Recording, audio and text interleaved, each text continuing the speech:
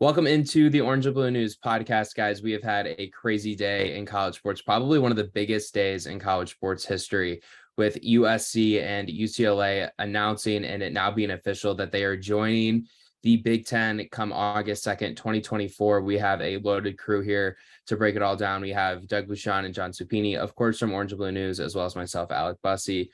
We've got Tom Dearnhart from our Purdue site, and then we have even a Nationals person in Clint Cosgrove ready to help us out. Guys, this news was wild to me. I'm sure it was wild to everyone else. When it first came across my Twitter timeline, I was like, there's no way this is true. There was no rumors.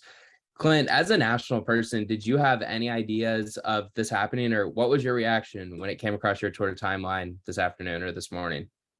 Man, I was in the car, and so it actually came through on our national group text, and I said, this is a joke, right? And I didn't believe it because I didn't know if it was because I've been in my own recruiting world, and that's what I've been focusing on, but I still talk to coaches day in and day out, and this is the first time that it has ever came up. I thought it was a joke at first, and then obviously then I open up the articles and I start reading more into it, and yeah, I was shocked.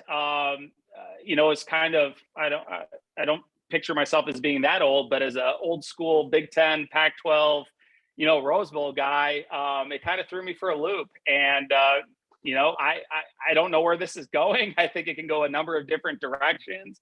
I think if you looked at what the future of college football was going to be, it was going to be a couple, major power conferences with multiple teams.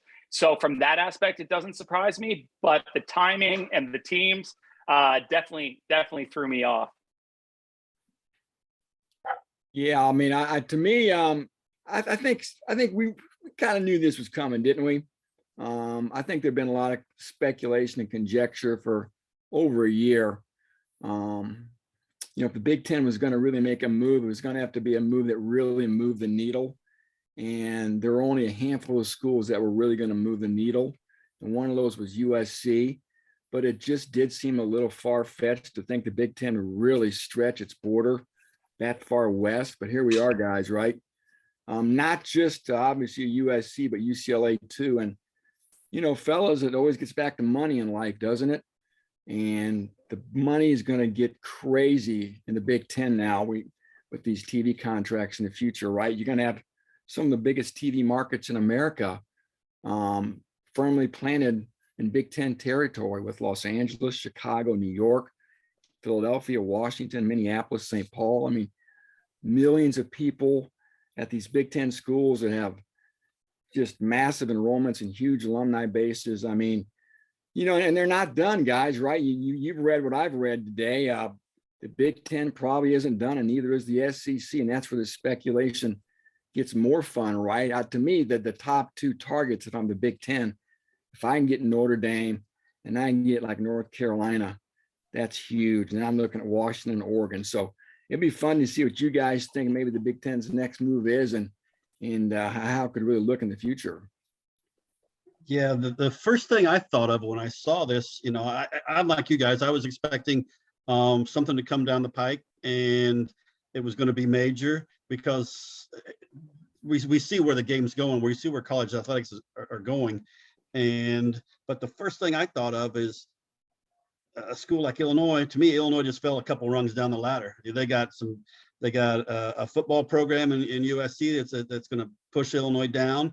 They've got a basketball team that Illinois can play with, but it's going to be another big competitor. I just see Illinois, they're going to be restructuring everything, and it's going to be interesting to see who goes where, like you guys are talking, but it's going to see how teams kind of shake out and who's got strengths in one area and not the other area. But, to me, like a team like Illinois, sure, the money's going to be better, but the competition and the degree of difficulty is going to be harder. So to me, it's a brave new world for some of these schools.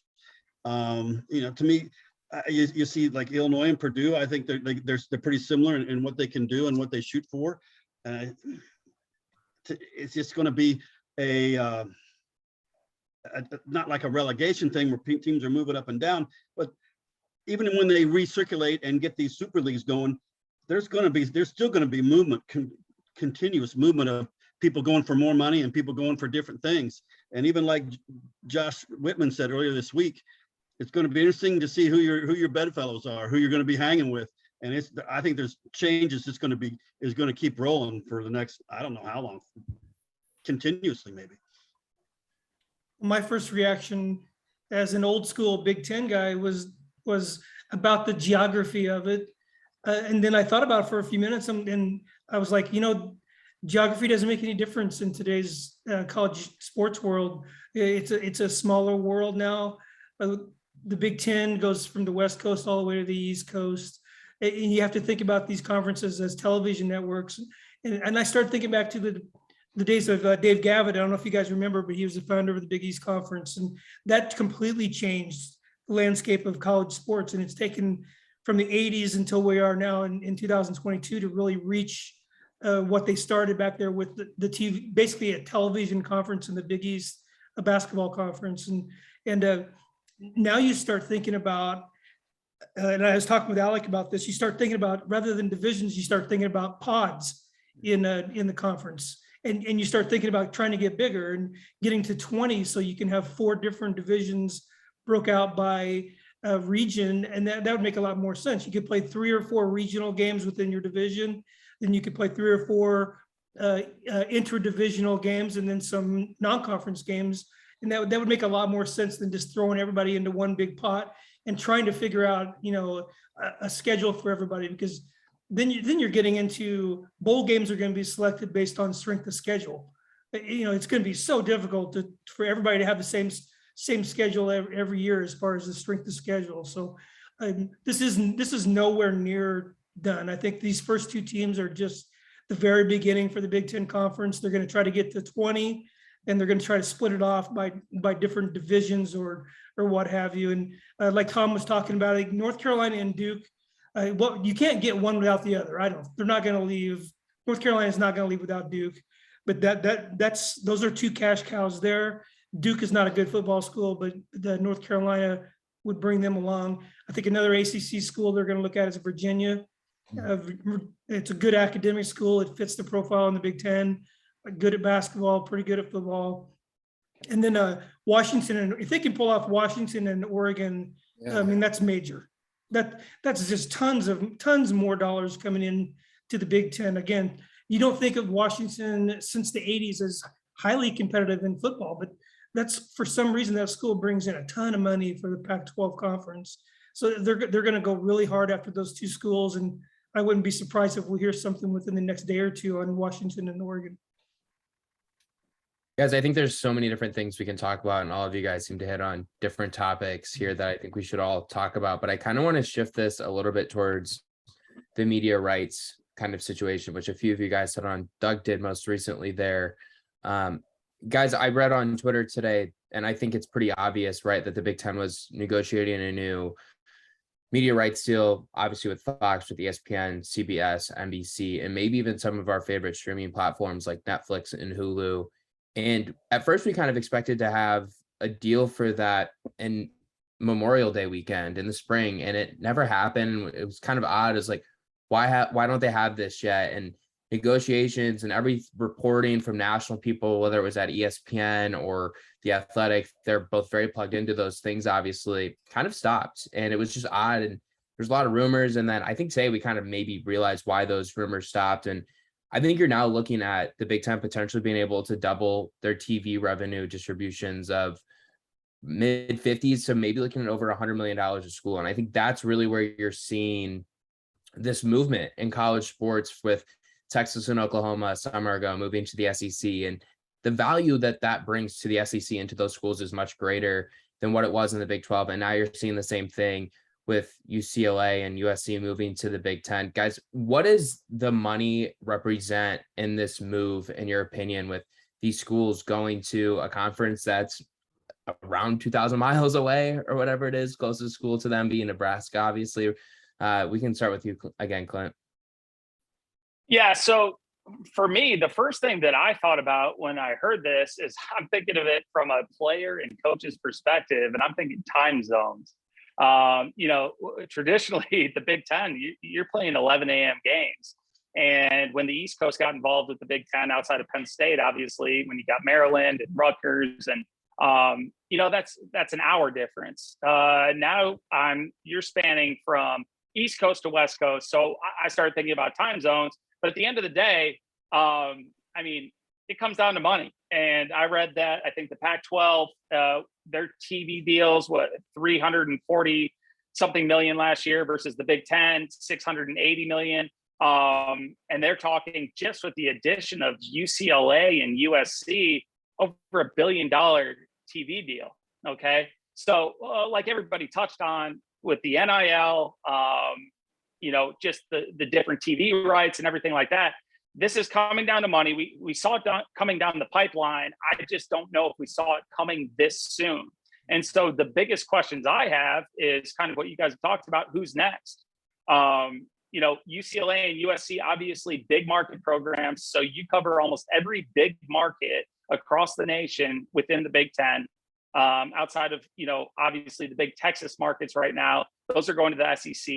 But I think who's next? And you look at Cincinnati, they're in a position to go into the Big 12. They're finally in a Power 5 conference. Central Florida, they're going to a Power 5 conference. And then all of a sudden, two power conferences emerge. Super League. Yeah, Super Leagues. And we knew it was coming, but did we know it was coming this quick? So my question is, what does Cincinnati's deal look like with the Big 12?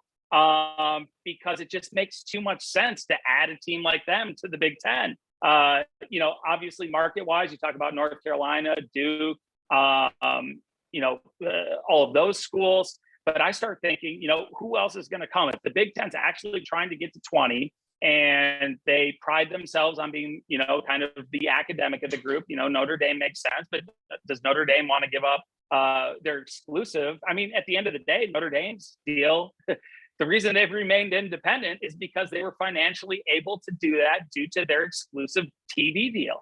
And so to me, the next step is, who's next? What do these contracts look like?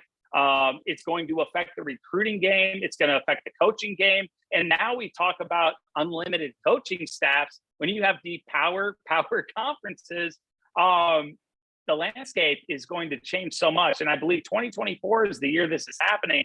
But there's a lot that happened between now and then. And there's just so much speculation. We don't know, at least I don't know, what is going on behind closed doors. Like you said, the other networks, they've stopped reporting on it.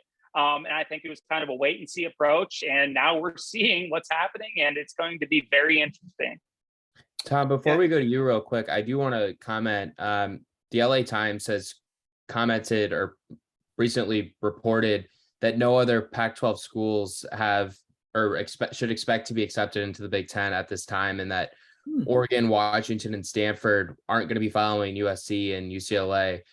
Doug and Tom, what are your guys' thoughts on that? Because I think there was a lot of expectation that the Big Ten might have interest in Oregon and Washington. And Doug, you specifically commented on how big Oregon's brand has become. I mean, in my life, I'm just 22 years old at this point, and Oregon football has been one of the most successful, biggest brands for people my age to follow. And they're a large brand, and they obviously have a very successful basketball program, and they're close to Portland. Well, Oregon would be a great addition. They're and the thing I like about Oregon is they're kind of a model for a program like Illinois that we cover when it comes to trying to be an upstart program. I mean, you look at the traditional programs in the conference, Michigan, Ohio State, yada, yada, yada. Oregon just started in the 90s, becoming a national program. And you bring a team like that into the Big Ten, it's a model for a program like Illinois to follow. But Clint was talking about Notre Dame. Notre Dame's going to be part of this discussion every single time the Big Ten expands. And one thing I would say about that is when you add USC to the Big Ten, and now you have Michigan, Michigan State, and USC in the Big Ten Conference, 3 opponents that Notre Dame plays every, who has the scheduling leverage, right? So Notre Dame needs to schedule good teams to get in the college football playoff. They saw what can happen to them, and they can get bumped if they don't have a good enough strength to schedule. And now USC can say, well, we'll play you, but you got to come to the Big Ten conference. That's a lot of leverage for them to have, and there's a lot of money to be had if you do make the college football playoff. So I think there is that NBC contract that Clint was talking about. It's a lot of money, but I think there's a lot more incentive now to add a Notre Dame, and that's really the first school that the Big Ten should call. Yeah, I've Notre Dame. I mean, they don't seem to be sitting in a real position of power. I think, like Doug was alluding to here. Why would you want to stay tethered to the ACC anyway? I mean, it's a conference. It seems like it's circling the drain. I think we mentioned earlier about, I don't think it's crazy to speculate Clemson, Florida State, and Miami probably ending up in the SEC. I mean, you take those schools out of that league and there's nothing. Then you got North Carolina, which I think we all agree is probably in the crosshairs of the Big Ten. And there's Georgia Tech. Another something that the Big Ten could plant a flag in Atlanta. I think Georgia Tech was on the Big Ten's radar when all this came up a few years ago too. It fits the Big Ten's profile in a lot of ways. It would give you another huge media market, obviously, right in Atlanta. The other big media market, although you said Alec, that no other Pac-12 schools are going to follow suit, huh? That's what's being reported right now by the LA Times. So that's obviously something that's of interest to a lot of people. Man, we'll see. I guess we'll see. I find that hard to believe. If you're Washington or Oregon, you're going to sit there and go down with that Pac-12 ship when you could become part of this growing conglomerate. And I guess that's the next phase, right? I mean, today's news, I never would imagine 24 hours ago that I'd be on a Zoom call with you guys talking about USC and UCLA going to the Big Ten, but here we are. It shows you how crazy life can be, right?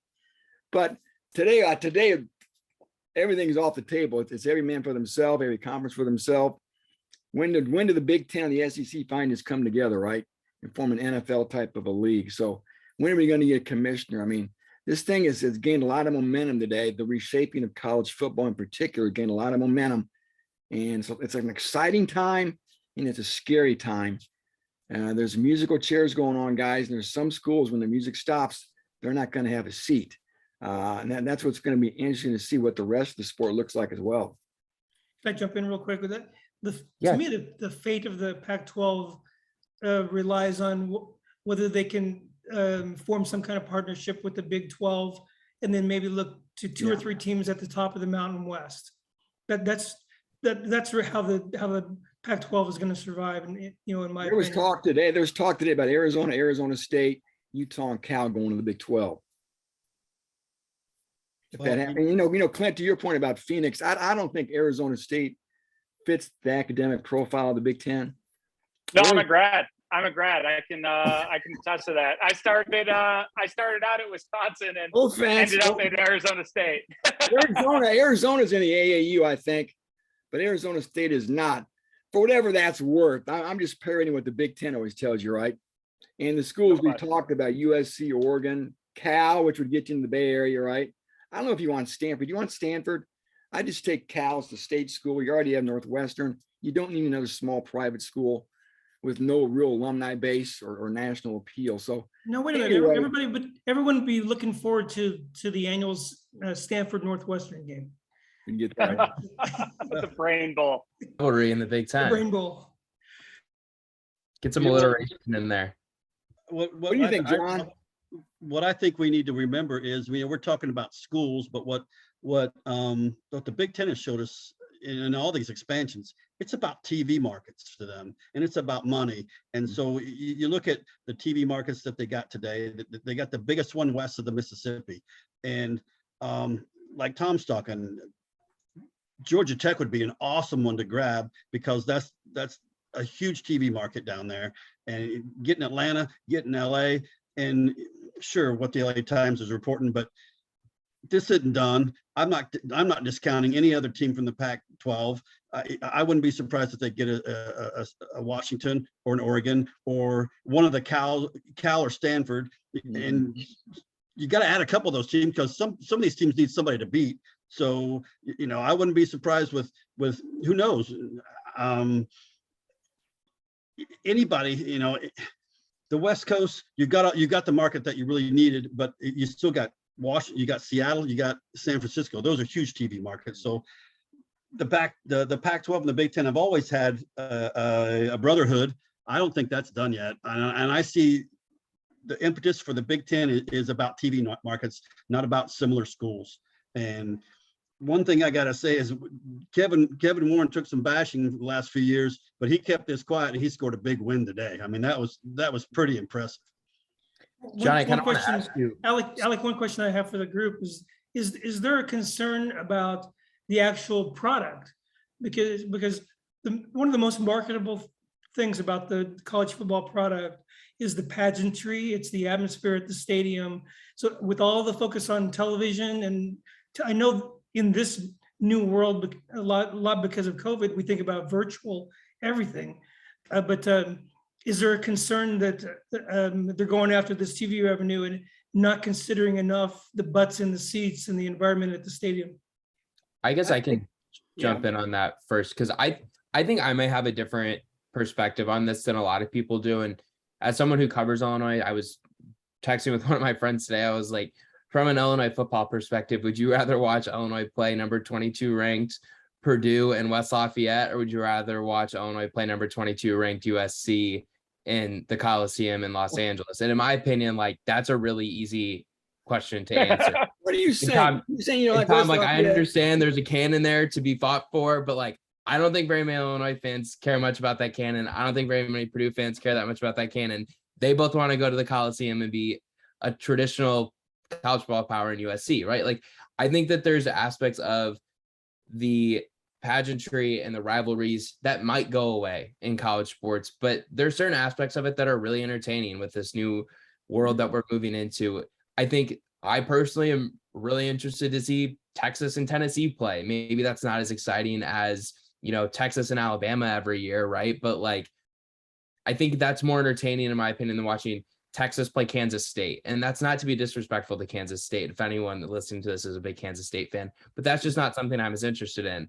I'm more interested in seeing these big brands play against each other. Being able to watch Ohio State and USC play every year, that's awesome. Being able to bring UCLA to Bloomington, Indiana for a basketball game in January, that's awesome. Mm-hmm. Those things are really fun. And I think a lot of fans will quickly develop an interest in watching those games. Yeah. Yeah, really fresh faces, right, Alec? Yeah, fresh I just think it's fun. And marquee brands. I agree with you. I mean, I love rivalries. Familiarity breeds contempt. I love being able to drive to games. I think that really fosters rivalries, and you work with people that went to other schools. So you lose some of that when you get spread out, but still, man, like you said, the chance to bring in those famed brands, those iconic brands out in LA to your Midwestern schools is really exciting. And like we've all talked about too, the Big Ten's probably not done. We could have other great brands injected into the Big Ten chemistry too. I'll say this, you guys, Illinois, Purdue, right? I'm Purdue, Illinois.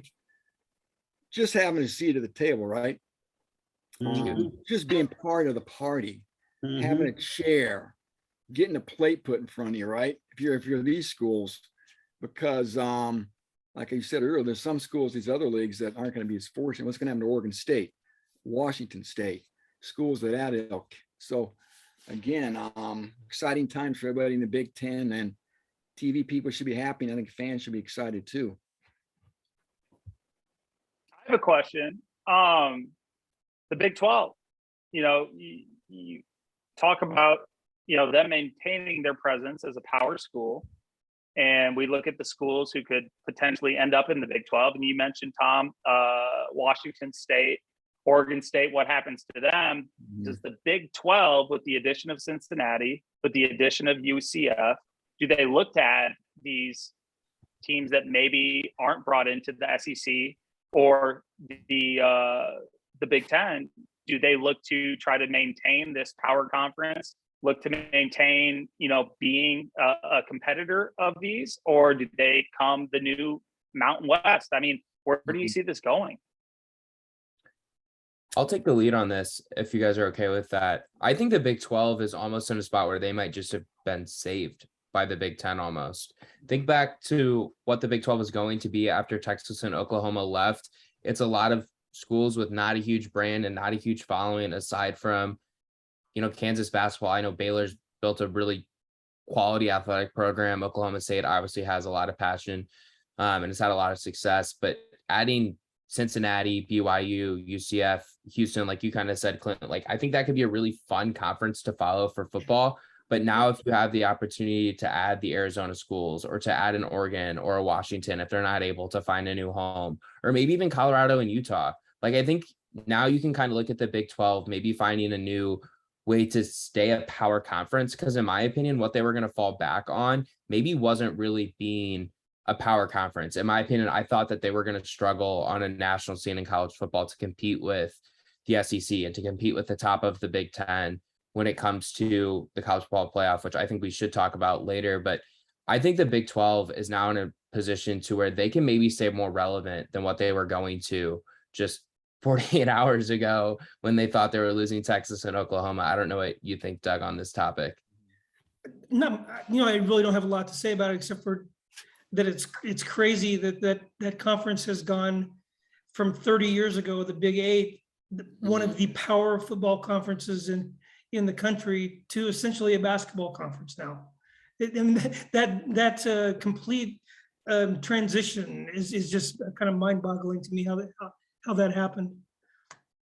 Yeah, I mean, there was one report today. Another coach repeated to me tonight that there was talk of Kansas going independent in football and joining the Big East for basketball. Had you guys seen or heard of that? Seemed crazy to me, but I don't want to get up on that tangent. But I like that one kind of threw me for a loop. But yeah, I mean, I think the Big 12 is in better shape than the Pac-12 and the ACC. Yeah, the Pac-12 to me, we'll see again if that LA Times report holds out. If nobody else follows their LA brethren to the Big 10, but then there's the ACC, right, guys? And all eyes are on the SEC. They've got moves plotted. Maybe they already have a move hatched. They're going to announce it. Maybe it's secret.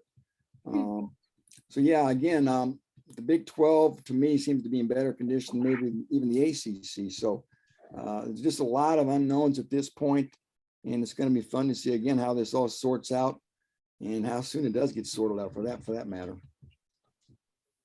What's interesting is for all of us old guys, the take that Alec has about he loves these new names, he loves these new rivalries, and you talk to people our age and they're all like, oh, I can't believe that the Big Ten added somebody from California, and the world is a lot smaller these days with travel and with TV, but it's just an interesting tangent whenever you talk to a young man Alec's age about how he would love to see some of these games that we never thought of before. We never even thought of 2 or 3 years ago. And here it is all happening. And it's just going to get, change is going to get quicker and quicker and quicker. And I just still go back to what happens to teams like Illinois and Purdue.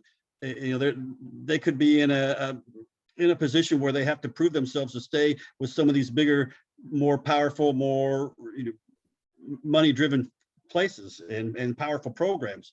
So I don't know what Josh Whitman's thinking. He kind of hinted at it a little bit the other day, but that's a school that's sitting on a massive athletic department debt, and he's going to have to try to keep up with people that have a lot more money already. And it sounds like a scary position to me. Yeah, John, but to me, it's all about who you hire as a coach. The great programs in college football, they started with a great coach and worked from the ground up. One thing I would like to throw in is the Big Ten basketball has been a little bit, wouldn't you agree, has been a little bit overrated the last few years. They've gotten in the tournament, they haven't performed very well. Adding a team like UCLA is just a huge shot in the arm for Big Ten basketball. I know it's not the big money maker, it's all about the football money, but UCLA, Michigan, I would turn that game on and watch it, right? UCLA, Indiana, UCLA, Illinois, I'd watch all those games. And I think that's just a huge addition to the Big Ten basketball.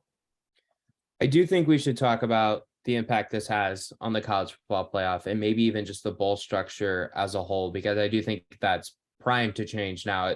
It seemed like it was primed to change for a few months after the move of Texas and Oklahoma. to the SEC. It seemed to kind of stop when the Pac-12, Big Ten, and the ACC formed the alliance. That seemed to work out really well for a good 12 months after they looked each other in the eye, as they famously said, and put trust in each other. I always just thought that quote was really funny. But guys, what does this mean for the college football playoff as we look forward? Because in my opinion, I think expansion to 12 now seems inevitable, because I think you're going to see the SEC now want as many at-large bids as possible. Like they've always said, they've always kind of wanted at least 6 with the expansion to 12. I think you now see the Big Ten is going to want the same thing, because you feel like you have more powers that should be able to compete with SEC schools to win a national title. But I also think this really affects what we know in the Midwest as the goal for a lot of college football programs, and that's to make it to the Rose Bowl and to compete against the winner of what was the Pac-10 or the Pac-12. And I think that's essentially gone now. I think that the Pac-12, I mean, heck, guys, the team that hosts the Rose Bowl essentially just scorched earth on their own conference and left for the other side of the fence, right? Like, what is your opinion on what the future of the college football playoff is going to look like, and maybe even the effect this could have on New Year's 6 games, and more specifically the Rose Bowl? John, if you want to go ahead and start, I guess you can. Yeah, what I'm thinking is it depends on how much change we've got. In the short term, I don't know where exactly it goes, but I'm more looking at the long term. How many schools are going to be added to these leagues? And I'm still just waiting for either a couple superpower leagues, or essentially maybe even they get together in one big league, and they just have their own playoff, and they're stealing all the money, they're stealing all the TV, and they're just locking everybody else out. And if I'm Notre Dame, that's what I don't want to get locked out from. So how quickly this moves, who knows? Maybe the dominoes start falling real quick in the next weeks, months, a year. Maybe it all happens real quick. Maybe it drags out a little bit, but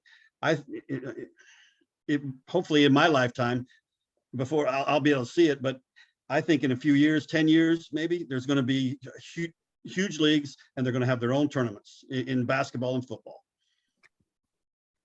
Yeah, I mean, the NFL has already set it up for us, right?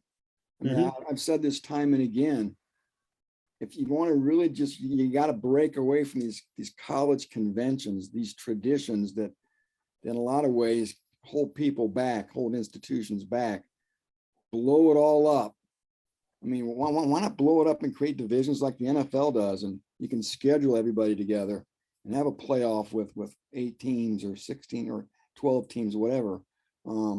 Really think outside the box here instead of being tied to these bowls and these conference affiliations. We seem to be barreling toward 2 big leagues anyway, right? We're going to have like an AFC type league and an NFC type league. Yeah. You think back as to when the AFL was coming up. I mean, I was just a baby then, but the AFL, NFL, right? And they finally merged and got together. It's going to take a strong leader to maybe make that happen. But I think, first of all, this all has to settle down before we get into a playoff. Don't you guys think? I'd like to get to a playoff tomorrow. I'm not a fan of the bowl games. These meaningless bowl games. They're leaving so much money on the table. But again, that's an argument for another day. But I think, again, this all needs to settle down. The dust needs to settle. We need to see what the sport looks like, I think, before we can really decide what the playoffs should look like moving forward. But without a doubt, in my mind, the more teams, the better. Yeah, I would rather not get into it. It's going to expand. There's no doubt it's going to expand. But I wouldn't want to get into a situation where you got to win 20 games to win the national championship. So that's going to be an issue. They're paid athletes now. They're paid athletes now. Trying to figure that out. But it's also going to be these long-term decisions, I think, are going to be decided less by the NCAA than they are by a Power 3 or a Power 4. You're going to see a Power 4 with a lot of autonomy and a lot of power, and they're probably going to be the ones making most of the rules rather than the NCAA. Well, I mean, we've kind of seen that with the NIL. Not only a lack of transparency, but not only are individual teams making their own rules, the conferences are trumping the NCAA. And Tom, I was surprised. I thought you'd be more old school, traditional. And I'm kind of a young buck as well, but I grew up, and I know I grew up like bowl games meant so much. And I think as a player or a coach's kid, and my feelings do not matter in this. I know at the end of the day, the bottom line, and the players and all this, but like the bowl game experience was what made being a college football player, like the gifts and all that stuff. But the gifts don't matter because the kids are getting paid now, I guess. So I just don't know what to think. I mean, I'd hate to see the bowl games go away. Did those go to, your lower relegated teams, like somebody mentioned, almost like soccer? Do people pay attention to them? I mean, you look in the stands at these games right now, there's nobody at them. They're making money off of the TV contracts. Is there a way to have the best of both worlds? But if you go to an expanded playoff, as a player, I'm not fired up about that. As a coach, I'm not fired up about that. You want to make the games matter. You want to make the kids not skip bowl games. Make them make them I get it. Make them a playoff game. I'm not going to lay my career on the line to play a 60-minute micronpc.com bowl against some 6-6 team. Just because ESPN needs to fill their 2 p.m. time slot on December 15th. I would also add, who cares? I would also add to this the average player like me. Well, I mean, I think there's always going to be a place for bowls. They can just be relegated to the Tulsas of the world. The degenerates who want to bet on them, they can have them again, but it's going to be those group of 5 type programs that go to them mostly. Yeah. Maybe still the teams that don't make the playoffs from the Big Ten and the SEC too. Maybe there'll still be a almost level like the NIT. Yeah, exactly. Give them some bone to chew on. They can, their fans can shake their pom pom, and their coach can get his bonus. They can work us out something like that, I guess. I would also like to add that I think that bowls kind of maybe lost their luster compared to what they were, at least when you guys grew up watching them, right? Because I think you guys grew up and you watched the Rose Bowl, the Cotton Bowl, the Sugar Bowl, the Fiesta Bowl, and there wasn't as many bowls, right? Like growing up, I've only known a world where there's been 30, 40 bowl games. And Tom, you made a good point when you're talking about like the Micron PC Bowl. I could not tell you the last time a team that I followed played in that game. And I just think that those games aren't as important to people because, like you said, it's just filling a TV slot on December 15th. And those games aren't as important to the players. They're not as important to fans. And quite honestly, they're glorified exhibition games. I mean, and I understand this might upset people, but what was the difference between Ohio State playing Utah in the Rose Bowl on January 1 or January 2 this past year and a glorified exhibition game? That's all that was. And I understand that game was really entertaining, and Jackson Smith-Njigba has an all-time performance at the Rose Bowl that we're all going to remember forever. But that game meant nothing.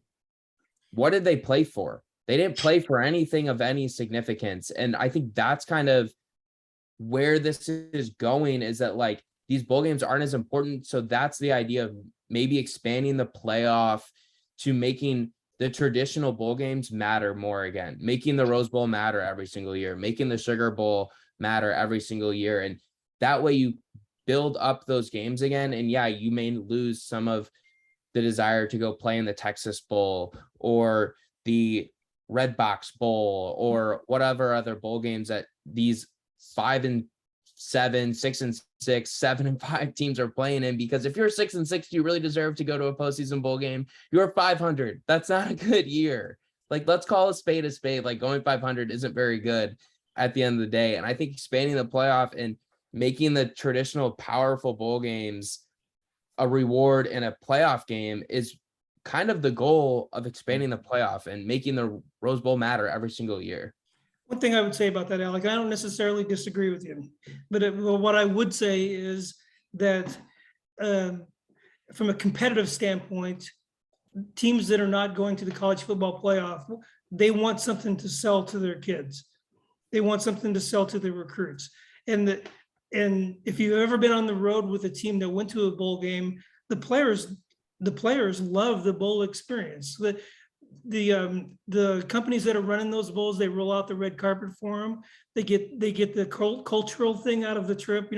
Illinois went to the bowl game in San Francisco, and that was a great trip for everyone. They got to spend some time doing tour stuff in the Bay Area. It was a great trip.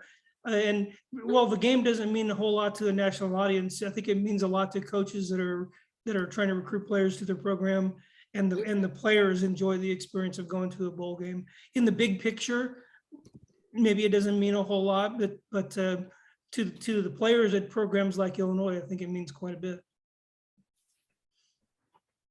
I just see, I'm kind of like Tom. I see them going with an American League and a National League, and getting a superpower playoff, and then maybe if there's 48 teams, if there's 36 teams, however many they've added up for these power leagues, then I see then there's going to be the group of 5, and the rest of them, they're going to have their own playoff. Then there's going to be one AA, and then they have their own playoff. There's going to be different levels of this, and it's all going to be based on money, but there's going to be different levels of playoffs too, just like there is in 8 classes of football in the state of Illinois for preps. That's how it's going to be for college football, and within 10 years. Yeah, it'll be interesting. Like I said, I've just heard so many scenarios where these weekends, if they're set up like the NFL playoffs, the excitement, and especially guys, if the games are on campuses, not these stupid neutral site bowl games. Play a playoff game in Madison, Wisconsin in late December, early January. Play them on campuses too. The atmospheres would be electric. The ratings would be out of sight. Instead, you're taking these games, you're playing them in these neutral sites, and there's no meaning to them, where you could have these playoff games on campuses. You want to talk about a memory. You want to talk about an experience. It would just be out of sight. And I think once this thing gets going for 4 or 5 years, people are going to look around and go, what the hell were we doing for the last 5 years? They really are. They really are. I mean, it's absurd. I always think to the NCAA basketball tournament, do you think they would say, let's just trash this, and we'll have a committee pick 6 teams. They'll go play in one site. Then we're going to set up all these other random games across the country and call them tournament playoff games. They don't mean anything. We're just going to play these random games across the country. That's what college football is. These random games that mean absolutely nothing. And then you got a set of about 4 that matter. It's it's absurd. It's a scam that's been perpetrated for too long. Let's not forget too that the actual games, the product on the field, are as good as it's ever been. I think both in football and in basketball. So the product is there to sell if they package it correct. If they package it correctly, they get the matchups that people care about. And like Tom said, games make a lot more sense on college campuses than they do on neutral sites. I mean, why are you playing a game between 2 teams that are not even from that area in a stadium where maybe 10,000 people show up? It doesn't make a lot. Do you think the Green Bay Packers, the NFL would say, we're not playing this playoff game in Green Bay, we want to go play it in Albuquerque or something? No, but I would say that the Illinois athletic director would say, let's not play a home game in Champaign. Let's go play it at Soldier Field in Chicago with 8,000 fans. So it's not as far as you might think. Can you imagine Alabama, Ohio State in January or something like that? Like, that would be the most insane. I mean, it would be the closest thing to a Super Bowl that we've seen in college football, I think. But like, I don't know. I'm traditional in many senses of it, and I see it from a different perspective, from a coach's kid, player, coach. Like, I remember, bowl game then, another something. Well, I can't remember how many practices we got, but it meant a lot more work. It meant a bonus. But the players weren't always fired up about it until they got to bowl week and they had a good old time. But I mean, it's changing. And Tom, you bringing up the atmosphere at these games and not these neutral sites, like, you're going to see more tradition, more pageantry than you've ever seen if you get one of these matchups that really matter, Yeah. Guys, I do have crazy. a fun one or two questions before we get out of here. We've all talked about different schools that we might like to see added to the Big Ten. So the conference is at 16 teams as it currently stands, or will be at 16 teams come 2024 in August. Let's say they want to get to an even 20, which has kind of been reported a little bit today. I know Nicole Auerbach of The Athletic reported that there's a general belief that the Big Ten and the SEC could get to 20 or 20 plus. So let's get the Big Ten to 20. What 4 schools would you add to the Big Ten in terms of, entertainment, obviously geography, if that's something that's still important to you in this case, TV revenue, all of that kind of stuff? I'll go ahead and start it. I would love to see Notre Dame join. I would love to see North Carolina and Duke join. And then as my 4th, I'll include Oregon. I think giving another school out west is a good idea. And Oregon, like I said a lot earlier, is kind of a growing brand.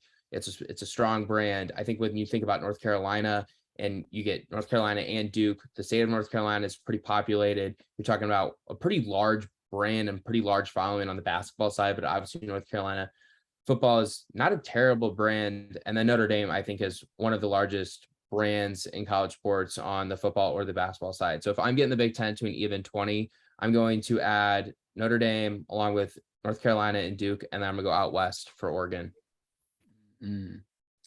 Yeah, nice choices, Alec, but I got to disagree with you, buddy. All right, let's hear it. I got no. That's what makes this fun. Yeah. You can't bring in Duke. I don't care about the basketball. I like North Carolina and Notre Dame, no doubt about that.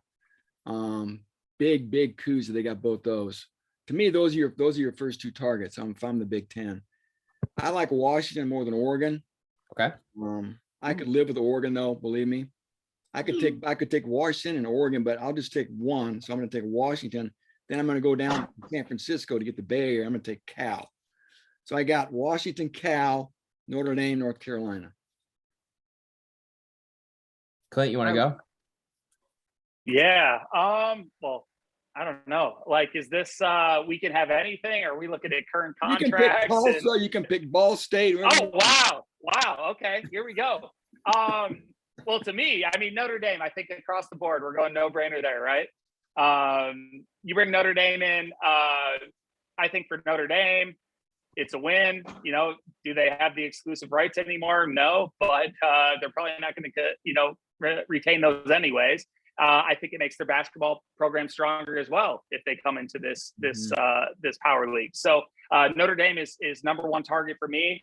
Hasn't been brought.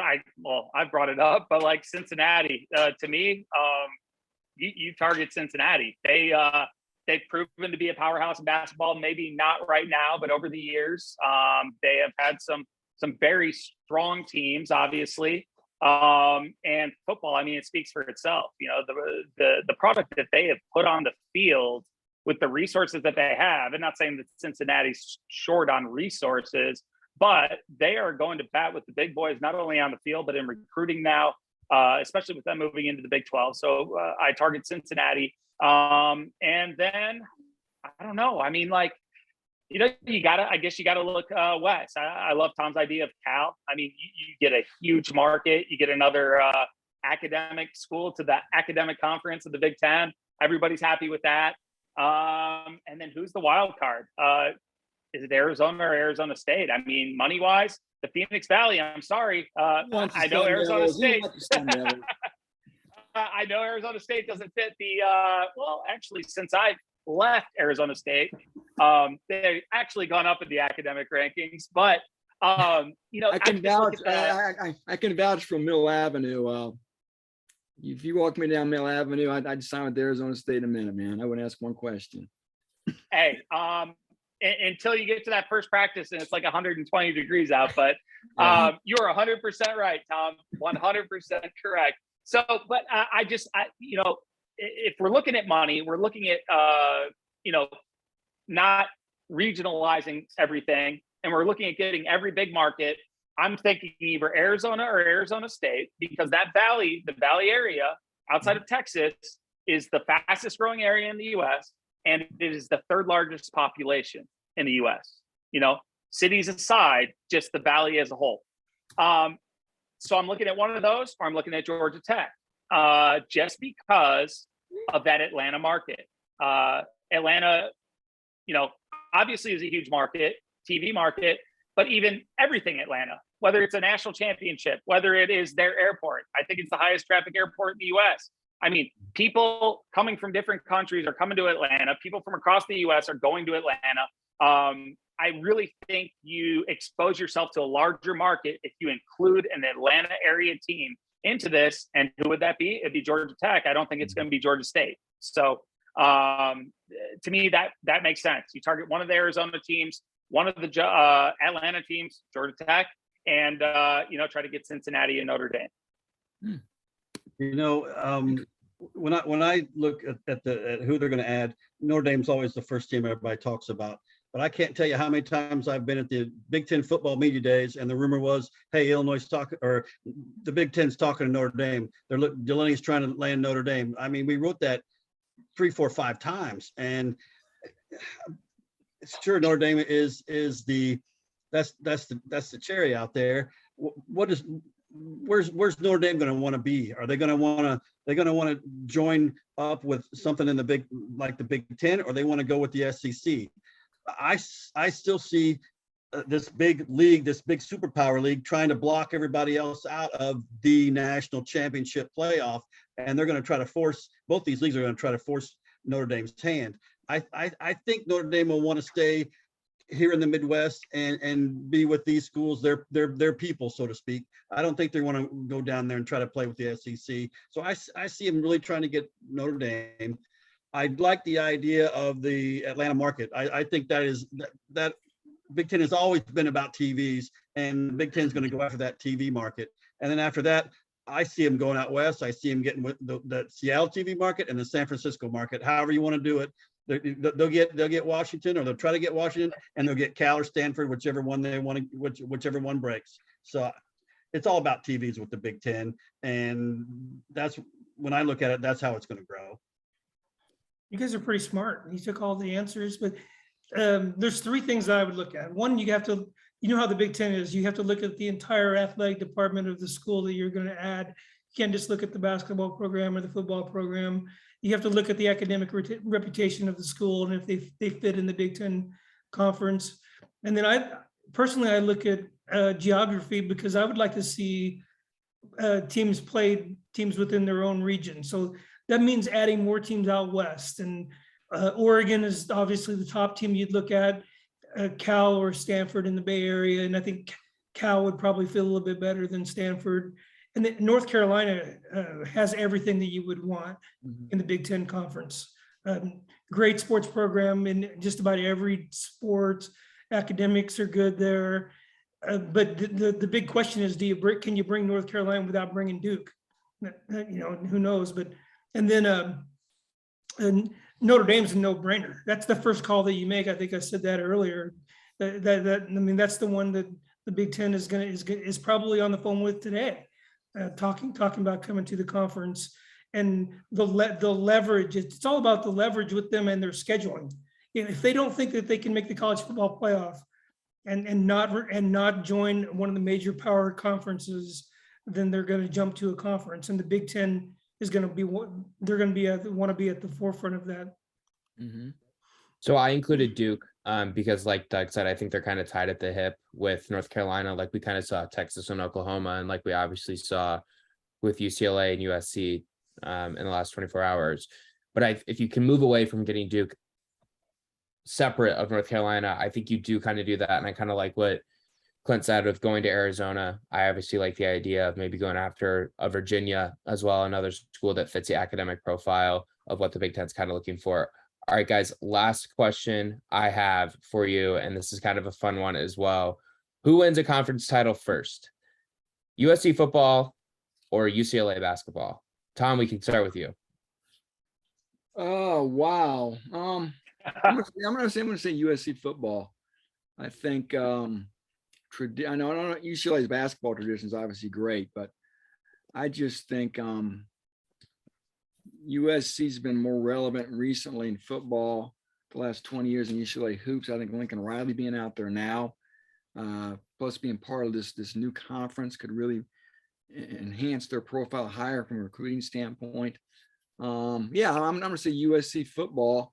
And just thinking back those Pete Carroll days, what that program was back then, why can't Lincoln Riley replicate that? We know what that program looks like when it's humming, and they were the Alabama of 20 years ago. And UCLA basketball has never had a run like that, really in our lifetime, going back to John Wooden era. So again, give me USC winning the football title before UCLA wins a hoop title in the Big Ten.